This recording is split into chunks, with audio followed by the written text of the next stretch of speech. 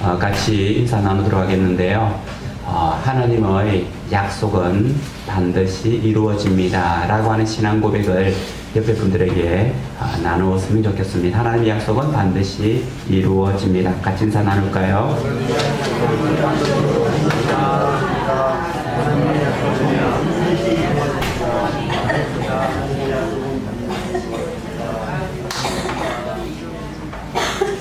오늘 아침 인사는 좀 딱딱했죠? 제가 미처 준비하는 걸 깜빡했더랬습니다. 그래도 우리의 신앙 고백이 우리의 인사가 맞는 것 같아요. 주님의 언약은, 주님의 약속은 반드시 이루어집니다. 그 약속을, 그 언약을 믿습니까?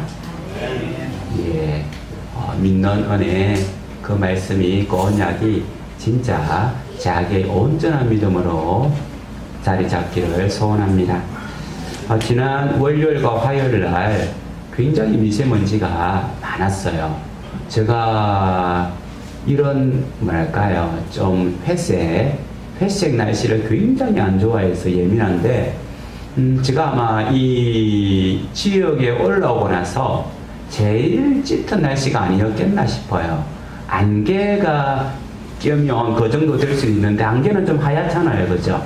그런데 미세먼지는 회색 잿빛이 하늘에 가득한 것뿐만 아니라 정말 한치 조금 뻥을 치면 한치 앞도 내다보지 못할 만큼이나 그렇게 많았습니다. 제가 3층에 앉아 있으면요, 저 앞에 수락산 보는 재미가 있거든요. 수락산 보는 재미가 있는데 그날은 수락산이 날아가 버렸어요. 없어요. 요 앞에 있는 조그마한 야산도 부옇게해서 보이지 않더라고요. 그런데 그 다음날 이제 수요일이 되니까요, 미세먼지가 슉 날아가고 맑은 하늘이 되면서 보이지 않았던 수락산, 날아가 버렸던 수락산이 제자리에 찾아오고 야산도 보이니까요, 저 마음이 굉장히 기쁘고 굉장히 마음이 맑아지는 그런 시간을 가졌습니다. 우리 신앙생활도 그렇습니다. 청청한 믿음, 맑고 깨끗한 믿음이 있으면요, 멀리 볼 수 있습니다. 멀리 볼 수 있는 믿음이 있어야만 우리가 힘든 삶을 살아가더라도 기뻐하고 웃을 수 있습니다. 우리의 믿음이 탁하여져서 한치 앞을 내다볼 수 없을 그런 삶을 살아간다면 굉장히 불안하고 힘들고 어렵고 절망 가운데 살아갈 수밖에 없는 거죠. 오늘 말씀 마가복음 4장 26절에서부터 29절 말씀은 마가복음에만 기록되어 있는 비유입니다. 마태복음이나 누가복음, 요한복음에는 기록되어 있지 않은 마가복음에만 기록되어 있는 복음의 말씀인데요. 비유의 말씀인데, 그래서 이 말씀을 그냥 쉽게 스쳐가는데 이 말씀 속에는 굉장히 깊은 하나님의 주권이 담겨 있는 말씀입니다. 오늘 말씀의 비유를 살펴보면 한번 같이 읽어보겠는데요. 26절과 27절 같이 한번 읽어보도록 하겠습니다. 시작. 또 이르시되 사람이 시를 받는 것 같으니 그가 한나를 사고하게 보는 시가 특히 그의 길을 예, 이 말씀을 이해하기 위해서는 시골에 살아야만 이 말씀을 이해할 수가 있을 겁니다. 예수님께서는 말씀을 전할 때에 어떤 특별한 곳에서 말씀을 가져온 것이 아니라 주변에 일어나는 여러 가지 상황과 환경을 가지고 말씀을 전했던 거죠. 그래서 이 말씀을 이해하기 위해서는 제가 기억하고 있는 시골의 환경들을 조금 소개할까 싶습니다. 지금 밭에 나가면요, 뭐가 있냐면 보리밭이 있죠. 그렇죠? 요즘은 보리를 많이 안 심는데 저희가 어릴 때는 보리를 꽤 많이 심었어요. 그래서 늦가을이 되면 11월 달쯤 되면 이제 보리를 뿌리는데, 여기서는 많이 안 하더라고요. 보리를 뿌리는데 어떻게 하냐면 아버지가 이제 소를 앞에 두고는 쟁기를 가지고는 밭을 갑니다. 밭을 갈면서 골을 만들면 어머니가 뒤에서 이런 이제 보리 씨앗을 담은 통을 가지고 오면서 이렇게 하면 쭉쭉 폼이 나오죠, 그죠? 쭉쭉쭉 이렇게 쭉 흩으면서 따라가요. 따라가면 다음 골을 타면 자연스럽게 이 보리에 또 덮이고 하면서 하는데, 저도 이게 아주 재밌어가지고 쟁기질은 저 어리니까 못하고, 우리 어머니가 쉬고 있을 때 저도 이거 들고는 아버지들 따라서 보리싹을 쭉쭉쭉 뿌리고는 보리 씨앗을 또 쭉쭉쭉 뿌려서 한 기억이 있는데요. 그렇게 씨앗을 뿌리고 나면 보리밭은 사실은 돌보지를 않습니다. 그죠? 보리는 돌보지를 않아요. 그리고 나서는 뭐 잊어버린 듯이 11월, 12월 그렇게 지나갑니다. 그러면 겨울이 오죠. 겨울이 왔는데도 불구하고 12월 달 되면 조그마한 새싹이 올라와요. 그런데 어린 저는 이것이 어떻게 해서 올라오는지 몰라요. 그리고 1월 달이 되면 눈이 오면 눈 속에서 보리가 얼어 죽을 줄 알았는데 얼어 죽지 않고 더 잘 자라요. 그리고 보리들이 조금씩 자라다가 3월달, 4월달 되면요, 이게 쑥쑥 자라서 5월달 되면 노란 보리로 익게 되고, 그리고 6월이나 7월이 되면 추수를 하는. 그래서 농부나 뭐 어떻게 해서 이게 자라는지, 어떻게 해서 나오는지 잘 알지를 못하죠. 그런데 김훈이 쓴 수필집에 보면 이 싹들이 어떻게 나오냐면 땅속에 묻혀 있다가 겨울이 되면 얼잖아요. 그죠? 얼고 녹으면서 그 수분들을 보리싹이 머금는 거예요. 그리고 조그마한 싹이 어떻게 그 흙덩이를 뚫고 나올 수 있겠어요. 그런데 놀랍게도 얼음이 녹았다가 풀렸다 하면서 흙 사이에 틈새가 생기는 거예요. 이 틈새로 이 새싹들이 이 녹았다가 풀렸다는 틈새를 통해서 새싹들이 올라오는 거예요. 굉장히 하나님께서는 신비로운 이 연약한 이 싹이 올라올 수 있는 환경들을 겨울에도 만들어 두신 거죠. 이렇게 해서 3월달, 4월달 보리가 쑥쑥 자라서 6월달쯤 돼서 추수를 하는 거죠. 분명한 것은 11월 달에 되어서 보리 씨앗을 뿌릴 때에 아는 거예요. 6월달이 되면 추수할 수 있다는 것을. 이 보리가 어떻게 자라는지는 몰라요. 이 보리가 어떻게 해서 자라는지 모르지만 분명히 하나 사실은 아는 것은 6월달이 되면 이 밭에서 보리 추수를 할 것이다 라고 하는 거죠.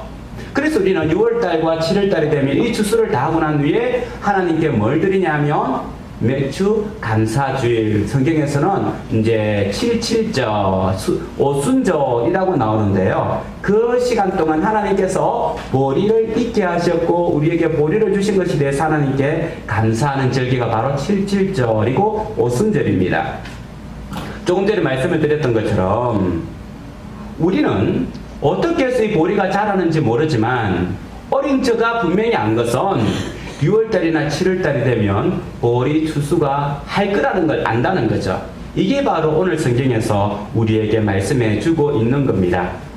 예수님의 비유는 우리에게 두 가지 중요한 점을 가르쳐 주는데요. 첫 번째로는 씨를 뿌리지만 그 씨가 어떻게 자라는지는 모른다는 겁니다. 곧 우리가 농부가 씨를 뿌리지만 이 씨가 어떻게 자라고 어떻게 커가는지는 모르고 농부는 그냥 일상의 삶들을 살아간다는 거죠. 낮에는 일을 하고 밤에는 잠을 자는 그런 시간을 보냅니다. 하나님의 나라도 그래요. 일상을 살아가는 데 있어서 하나님 나라는 모호합니다. 물론 우리의 믿음이 있어가지고 하나님 나라는 반드시 임합니다. 언제나 임합니다. 우리 24시간 한순간도 놓치지 않고 성령 충만하여 그렇게 살아간다고 하면 얼마나 좋겠습니까? 그렇게 살아가는 것은 천국에서나 가능한 거고요. 아직 영화의 단계에 이르지 아니한 우리는 성화의 단계, 믿음이 성숙의 단계로 나아가는 우리들은 때때로 빈틈들이 많이 생긴다는 거예요. 그 빈틈 가운데 하나님을 잊어버리기도 하고 하나님을 떠나기도 하고 하나님을 배신하기도 하고 이런 우리의 삶들, 우리의 마음들의 삶들을 살아간다는 거예요. 24시간 우리가 호흡이 멈추지 않는 것처럼 주님을 경외하고 주님을 만나고 주님을 영화롭게 하는 것은 영화의 삶은 실제로 이 땅에서는 그렇게 지속적으로 평생에 그렇게 한다고 하는 것은 이루어지기가 힘들다는 겁니다. 그래서 일상의 삶들에 살아갈 때는 하나님의 나라를 믿죠. 천국을 믿죠. 하지만 모호성도 있다는 겁니다. 그래서 우리는 어떻게 합니까? 하나님 어디에 계시는 거예요? 내가 이 힘들 때에, 내가 어려울 때에 나의 기도를 듣지 않고 어디에 계신 거예요? 하나님의 모성에 대해서 우리는 때로는 하나님 앞에 그렇게 말하기도 하고 하나님 나를 좀 도와주셔야죠 라고 기도 가운데 울부짖기도 한다는 겁니다. 왜 그렇습니까? 하나님의 나라를 알고 있지만 그것이 나에게 전적인 인격적으로 다 내재하지 못함으로 하나님에게 부르짖는 기도라고 할 수 있습니다. 우리가 밤낮으로 모든 순간순간마다 주님을 기억하는 그 날들을 살아갔으면 좋겠지만 이 땅의 삶의 한계성을 인하여서 그런 삶을 살아갈 수가 없습니다. 단 천국에서는 그런 삶을 살아갈 수가 있겠죠. 그래서 우리는 이 땅에 살아가면서 하나님 나라를 믿지만 하나님 나라를 믿고 바라보지만 그것으로부터 또 떨어진 우리의 삶들 가운데 일어나는 긴장관계, 긴장이라고 하죠. 괴리감들을 느끼면서 살아간다는 겁니다.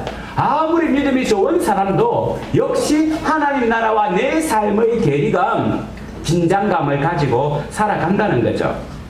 그래서 두 번째로, 그렇죠. 그럼에도 불구하고 우리 예수님께서 이 비유를 통해서 우리에게 알려주시고자 하시는 것은 씨가 그 생명을 가지고 있으면 스스로 자라서 열매를 맺듯이 하나님 나라도 생명이 있으므로 스스로 자라 확장하여 추수 때가 되면 반드시 임한다라고 하는 겁니다. 어린 저의 마음에도 씨앗을 뿌릴 때에 반드시 추수 때가 온다는 것을 안다는 거예요. 그 시간은 오지 않았습니다. 그 시간이 내 손에 잡히지 않습니다. 그럼에도 불구하고 그 추수 때가 있다는 것을 아는 것처럼 하나님의 나라도 내가 인지하든지 인지하지 못하든지 경험하든지 경험하지 못하든지와 상관없이 하나님의 나라는 스스로 확장해 나가고 하나님의 나라는 스스로 생명력을 가지고는 자라서 추수 때가 되면 마지막 때가 되면 반드시 임한다는 겁니다. 언제 그 씨앗이 뿌려졌습니까? 예수님께서 오셔서 회개하라 천국이 가까워졌느니라 라고 하면서 예수님께서 복음의 씨앗을 뿌리면서부터 하나님의 나라는 이곳에 임하였습니다. 그래서 우리는 하나님의 나라와 다른 나라에 사는 것이 아니라 이 땅 하나님의 나라 가운데 살아가는 겁니다. 그래서 우리는 하나님의 주권을 인정하고 하나님께서 원하시는 것이 무엇인지를 고민하며 그런 삶을 살아가기 위해서 애를 쓰는 거죠. 그럼에도 불구하고 처음에 말씀드린 것처럼 우리의 한계성 때문에 때로는 긴장의 끈을 놓쳐버리고 어디로 가야 될지 몰라서 갈팡질팡할 때도 있는 것이 우리 인생이라는 겁니다. 우리는 역시 하나님의 주권 안에 살아가고 있는 하나님 나라의 백성입니다. 그럼에도 불구하고 우리의 의지와 우리의 능력과 우리의 지식과 우리의 인지와 상관없이 하나님의 나라는 확장되고 있고 하나님의 나라는 점점 더 가까이 오고 있습니다. 여기서 우리가 던질 질문이 있습니다. 그러면 우리의 노력은 하나님의 나라 확장성과 성장성에 전혀 관계가 없는가? 오늘 말씀해 보면 그런 것처럼 보일 수 있습니다. 하지만 한 번 더 우리가 다시 한 번 더 생각해 본다면 하나님의 능력과 하나님의 주권은 하나님의 백성을 통하여 드러난다는 사실입니다. 하나님께서 살아계시고 역사하시는 그 은혜와 그 경험은 하나님께서 갑자기 하늘문을 여시고 이 땅에 있는 백성들에게 내가 하나님이다 라고 선포하는 것을 통하여서 일어날 수 있겠지만 자연적인 법칙은 하나님께서 이곳에 있는 여러분들을 통해서 저를 통하여 하나님 나라가 확장되고 있다는 것을 보여준다는 겁니다. 작년에는 믿음이 약한 것 같았는데 올해 보니까 믿음이 쑥 자란 거예요. 그걸 보면서 이야 하나님께서 정말 살아계시는구나. 젊을 때는 망나니로 살았는데 예수님을 믿음으로 말미암아 그의 삶이 완전히 바뀐 것을 보고는 하나님께서 사람을 변화시키시는구나. 하나님은 하나님의 그 능력을 하나님 스스로가 하늘문을 가르시고 우리 땅에 있는 백성들에게 선포하는 그런 초자연적인 능력을 통해서 일하시기도 하시겠지만 많은 경우는 이 한빛교회 안에 있는 우리를 통하여 그 일들을 하신다는 겁니다. 그래서 하나님은 어떤 하나님이십니까? 복 주시기를 즐겨하시는 하나님이신 거예요.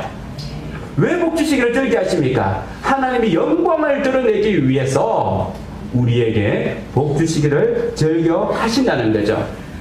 그래서 우리 이 땅에 살아가면서 우리 책임과 하나님의 주권이라고 하는 이 두 가지 레일을 달려가는 거예요. 한쪽이 무너져 버리면 안 됩니다. 하나님께서 우리를 주권하시고 역사하시는 그 은혜와 우리가 그 은혜에 부응하기 위하여 최선을 다하여 책임감 있는 인생을 살아가는 두 레일을 동시에 달려가고 있는 거죠.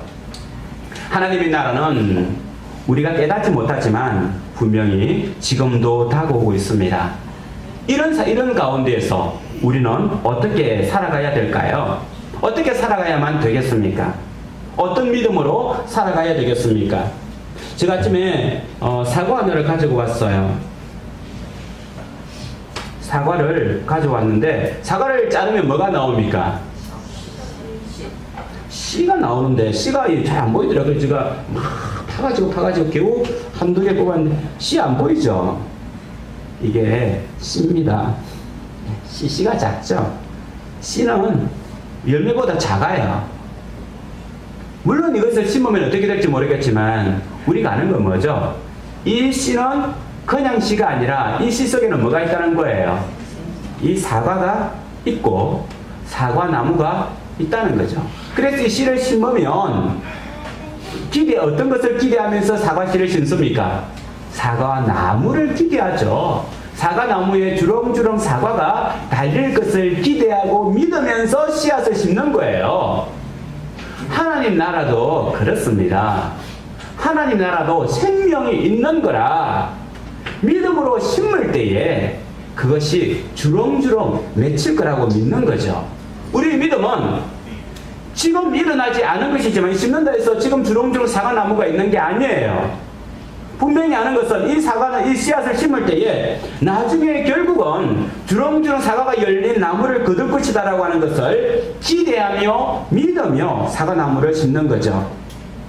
말 그대로 아직 하나님 나라가 이 땅에 완전히 임하지 않았지만 이미 하나님 나라가 완성된 것처럼 믿고 살아가는 것이 그리스도인이라는 겁니다.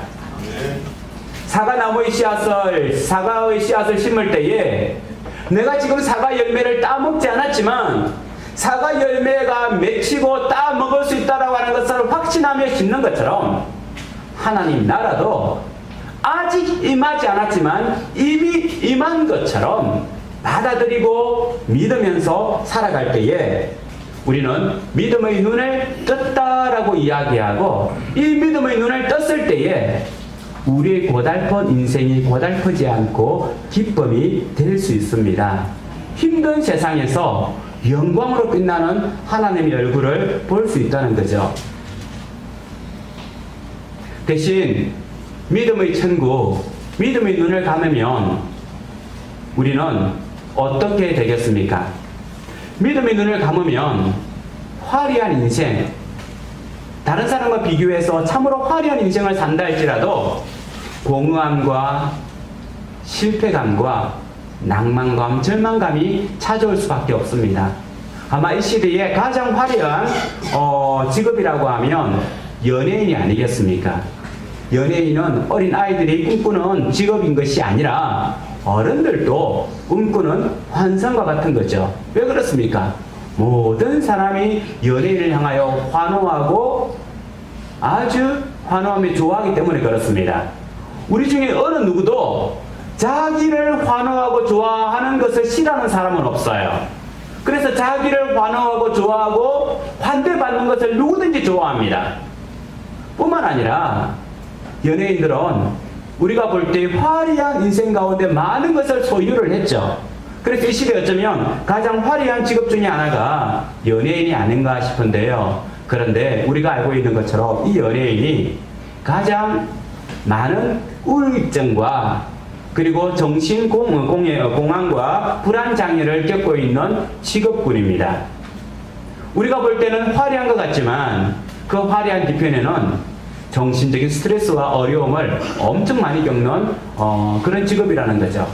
그래서 어떤 사람이 왜 연예인이 이런 불안장애라든지 우울증을 겪는가라고 하는 것을 조사해 보니까 가장 많이 나오는 이유가 화려함 뒤에 있는 그림자 때문이다라고 하는 거죠.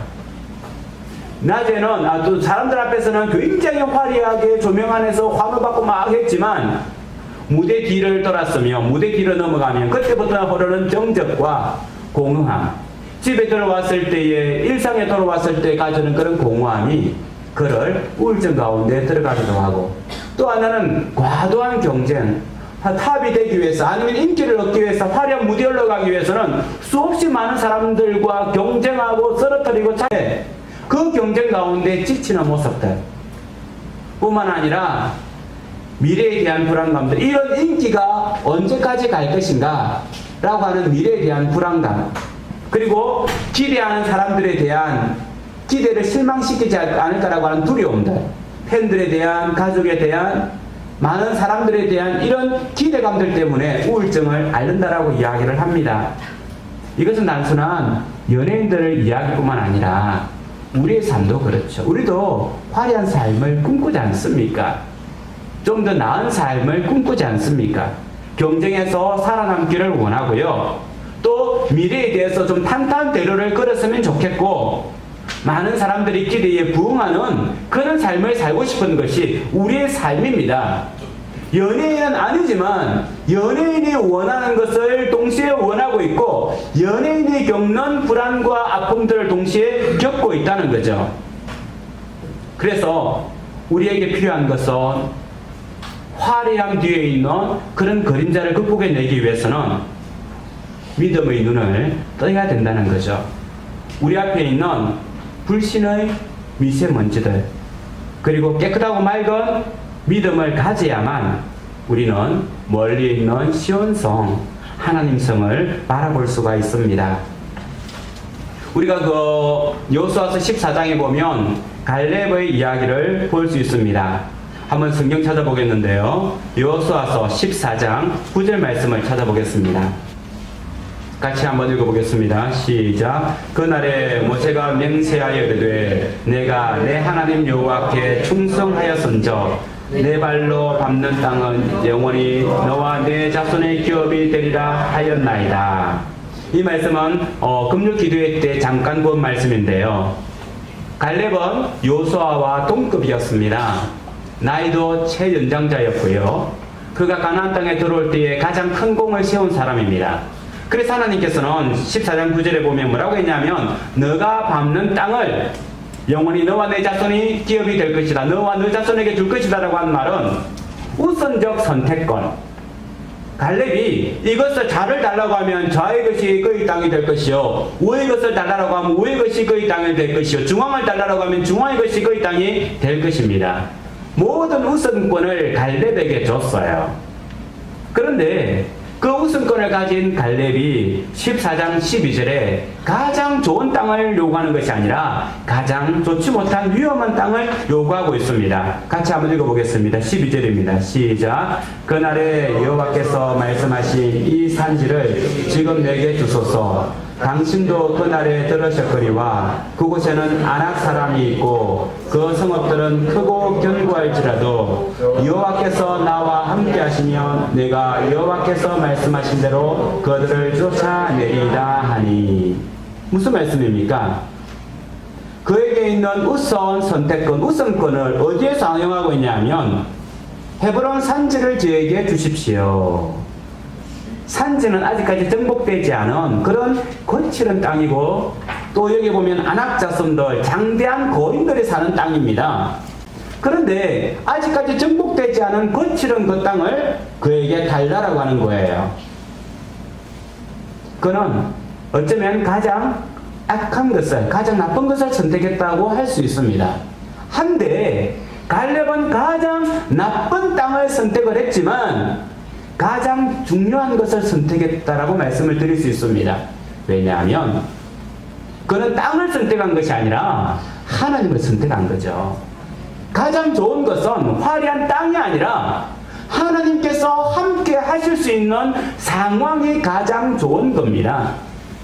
우리의 사업이 잘 되고 우리가 성전이 잘 되고 필요한 것이 때를 따라서 펑펑펑펑 쏟아지는 것이 행복하고 좋은 삶이 아니라 하나님께서 함께 하셔야만 되는 그런 생활과 상황이 가장 행복한 상황이라는 겁니다. 가장 행복한 생활이라는 겁니다. 기도하지 않으면 물 한 모금 먹을 수 없는 상황이 있다고 생각해 봅시다. 어쩌면 처참한 인생일 수 있겠어요.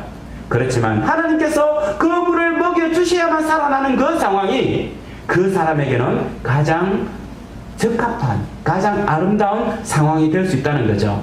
그래서 요수아는 가장 좋은 땅을 선택할 수 있었지만 가장 좋은 땅을 선택하는 것이 아니라 가장 악한 땅을 선택했고 가장 나쁜 땅을 선택해서 하나님이 그와 함께 하실 수밖에 없는 상황과 신앙을 찾은 겁니다. 그래서 그는 어떻게 고백하고 있습니까? 여호와께서 나와 함께 하시면 내가 여호와께서 말씀하신 대로 그들을 쫓아내리이다. 원하는 것은 이거예요. 여호와께서 나와 함께 하시면, 여기서 말하는 if의 개념에 대해서 만약 나와 하나님께서 함께 하시면이라고 하는 만약 하시면 좋겠습니다 라고 하는 고백이 아니에요. 여기서 하는 고백은요, 확고한 믿음의 고백입니다. 확고한 믿음의 고백이에요. 반드시 하나님께서 나와 함께 하십니다 라고 하는 고백이에요. 하나님께서 나와 함께 하실까? 함께 했으면 좋겠어 라고 하는 것이 아니라 100% 하나님께서 나와 함께 하셔 라고 하는 고백이에요. 그리고 여호와께서 말씀하신 대로 그들을 쫓아내리이다 라고 하는 것은 올라가서 그렇게 하면 쫓아낼 것 같습니다 라고 하는 것이 아니라 쫓아낸 것을 확신하는 거죠. 다른 말로 말한다면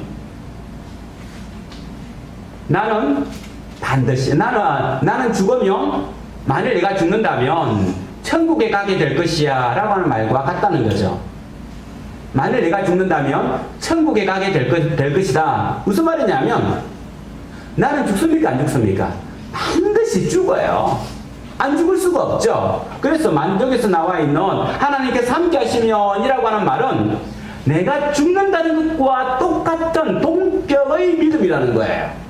그리고 내가 천국에 들어갈 것이다 라고 하는 것은 아직 들어가지 않았지만 들어간 것과 같이 완성된 것으로 본다는 겁니다. 이것처럼 요수아는 하나님께서 지금 나와 반드시 함께 하실 것이고 내가 그 성을 취하지 않았지만 미래에 반드시 취한다라고 하는 이것이 연결된 거예요. 그래서 갈렙은 현재의 상황에서 미래에 일어날 것을 믿음으로 받아들이고 있습니다. 현재의 눈을 떠서 미래의 상황을, 저 멀리 일어나는 저 미래의 일들을 바라본다는 거죠. 저 처음에 말씀을 드린 것처럼 여기 있으면요 도봉산도 볼 수 있고 청계산도 볼 수 있습니다. 도봉산 올라가면요 육산 빌딩뿐만 아니라 청계산도 볼 수 있고 저 양평 쪽에 있는 산들도 볼 수가 있어요. 그런데 미세먼지가 꽉 끼어 있으면 보지를 못하죠. 공간적 한계가 있지만 미세먼지가 없으면 그것이 있다는 것을 볼 수 있습니다. 근데 미세먼지가 있으면 공간적 한계뿐만 아니라 이 미세먼지 때문에 그것을 볼 수가 없는 거죠. 천국도 그렇습니다. 천국도 시간적 한계를 가지고 있습니다. 시간적 한계가 있어서 지금은 그것이 다가오지 않았지만 우리의 맑고 깨끗한 믿음의 눈을 가지고 천국을 바라본다면 시간의 한계를 뛰어넘어 그 천국을 누리고 볼 수 있다는 거죠. 이것이 우리의 신앙입니다. 시간의 한계를 뛰어넘을 수 있는 것이 믿음이고 공간의 한계를 뛰어넘을 수 있는 것이 믿음이죠. 깨끗하고 맑은 믿음을 가질 때에 시간과 공간을 뛰어넘어 하나님의 나라를, 완성되는 하나님의 나라를 볼 수 있습니다. 그러면 어떻게 하면 우리가 깨끗하고 맑은 그리고 이런 믿음을 가질 수 있겠습니까?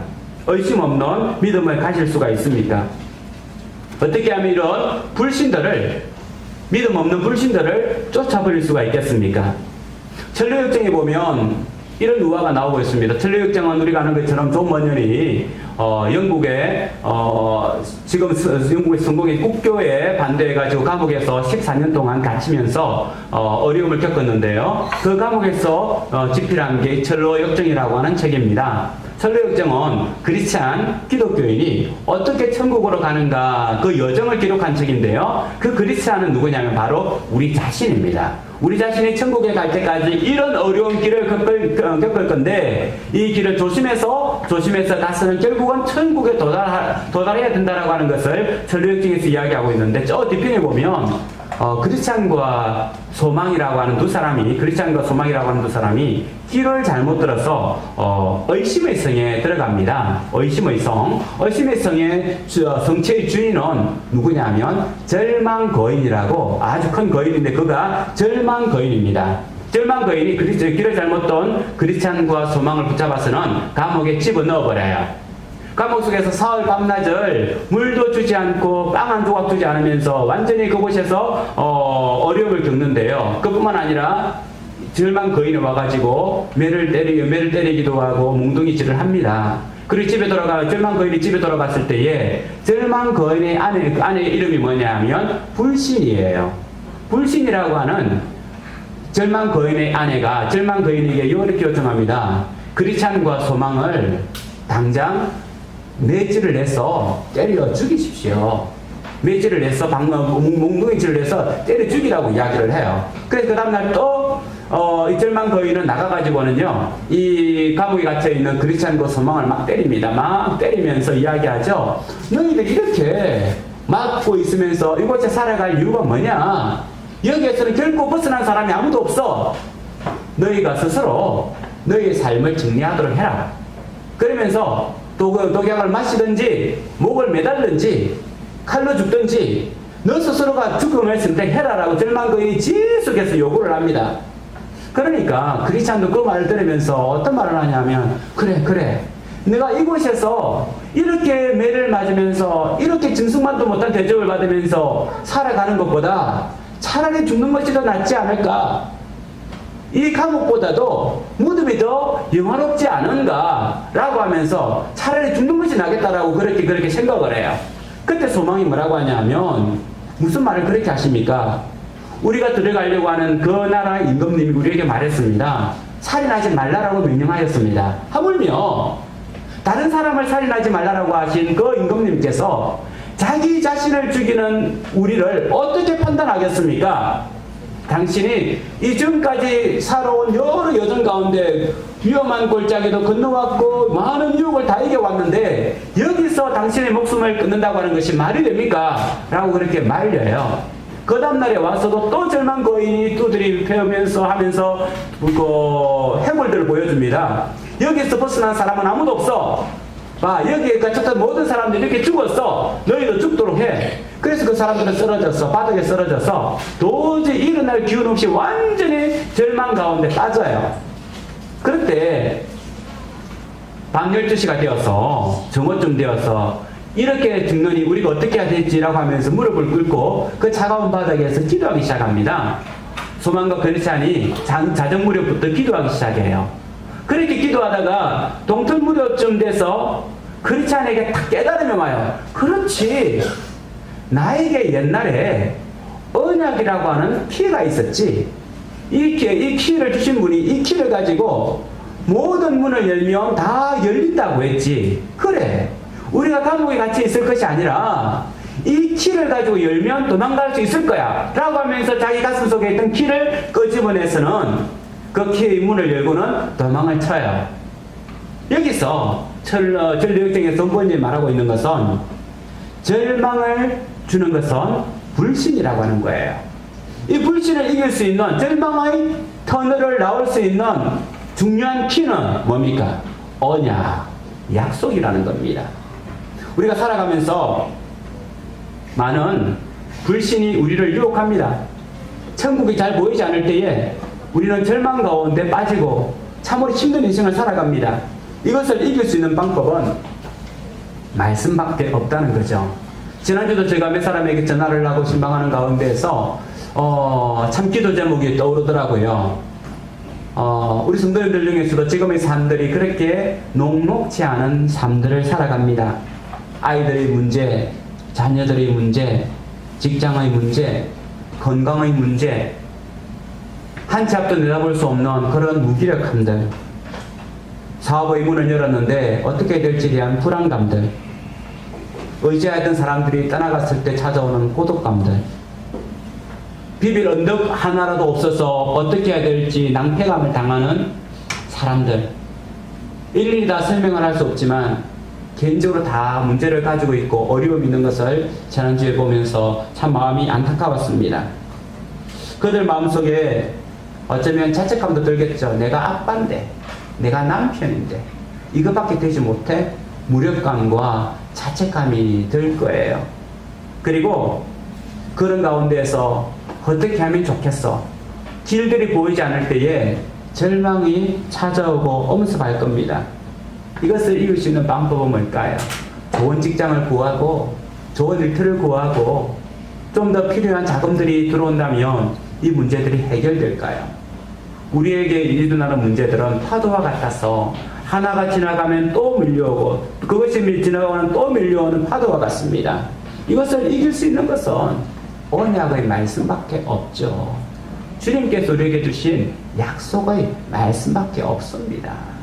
이 약속의 말씀이 미래에 대한 두려움으로부터 우리를 지켜줄 수가 있고 비빌 언덕도 되지 못하는 아빠라고 하는 이 자책감에서부터 우리를 견디게 해줄 수 있고 잘 되지 않는 환경과 상황 가운데서 절망할 수 있지만 그래도 할 수 있어 라고 하는 용기를 줄 수 있는 게 바로 언약의 말씀이라고 하는 거죠. 하나님의 말씀을 한 곳 찾아보겠습니다. 이사야서 44장입니다. 이사야서 44장 1절에서부터 5절 말씀을 같이 한번 읽도록 하겠습니다. 같이 읽어보겠습니다. 시작. 나의 종 야곱, 내가 택한 이스라엘아, 이제 들으라. 너를 만들고 너를 모태에서부터 지어낸 너를 도와줄 여호와가 이같이 말하노라. 나의 종 야곱, 내가 택한 여로스루나 두려워하지 말라. 나는 목마른 자에게 물을 주며 마른 땅에 시내가 흐르게 하며 나의 영을 내 자손에게 나의 복을 내 후손에게 부어주리니 그들이 풀 가운데에서 솟아나기를 시냇가에 보들같이 할 것이라. 한 사람은 이르기를 나는 여호와께 속하였다 할 것이며 또 한 사람은 야곱 이름으로 자기를 부를 것이며 또 다른 사람은 자기가 여호와께 속하였음을 그의 손으로 기록하고 이스라엘의 이름으로 존귀 여김을 받으리라. 많은 약속의 말씀 중에 한 말씀입니다. 이 말씀이 곤고함과 절망과 낭패감과 자책감 가운데 있는 우리에게 힘이 되기를 소원합니다. 너를 만들고 너를 모태에서부터 지어낸 어떤 하나님이십니까? 너를 도와줄 여호와가, 너를 도와줄 우리 손을 붙잡아줄 여호와가 말하건대에 나의 종 내가 택한 정결한 사람아 두려워하지 말라라고 이야기하고 있습니다. 왜 그렇습니까? 하나님이 목마른 자에게 물을 줄 것이며 마른 땅에 시내가 흐르게 할 것이고 나의 영을 내 자손에게 나의 복을 내 후손에게 부어줄 것이다 라고 약속하기 때문에 그렇습니다. 하나님의 백성에게, 하나님이 선택한 백성에게 하나님께서 약속하신 언약이라는 거죠. 크리스찬이 절망의 감옥에 갇혀 있을 때에 그것으로부터 벗어나게 한 것은 언약입니다. 우리가 먼 미래에 다가올 하나님 나라를 보지 못하겠건만은 이 불신의 미세먼지를 걷어낼 수 있는 것은 언약의 말씀입니다. 이 말씀이 우리를 낭망으로부터 절망으로부터 힘든 시간으로부터 지켜내고 이겨내게 할 수 있습니다. 앞에서 보았던 갈렙이 어찌 힘들지 않았겠습니까? 그가 헤브론 땅을 올라가는 곳, 노구를 이끌고 올라간다고 하는 것이 어떻게 힘들지 않았겠습니까? 하지만 그는 선택을 했습니다. 하나님이 없어도 되는 평평한 기름진 땅보다는 하나님이 없으면 안 되는 저 산지를 선택한 것이 갈렙의 믿음이었습니다. 사랑하는 성도 여러분, 우리도 선택하도록 합시다. 남이 다 살기 좋은 저 평평한 땅을 취할 것인가? 하나님이 없으면 되지 않는, 하나님이 없으면 되지 않는 저 산지를 선택할 것인가? 우리가 당장의 우리가 먼 미래에 일어날 천국을 바라본다면 우리는 당장의 행복보다는 주님께서 함께 하시는 그 은혜를 갈구할 수 있으리라 믿습니다.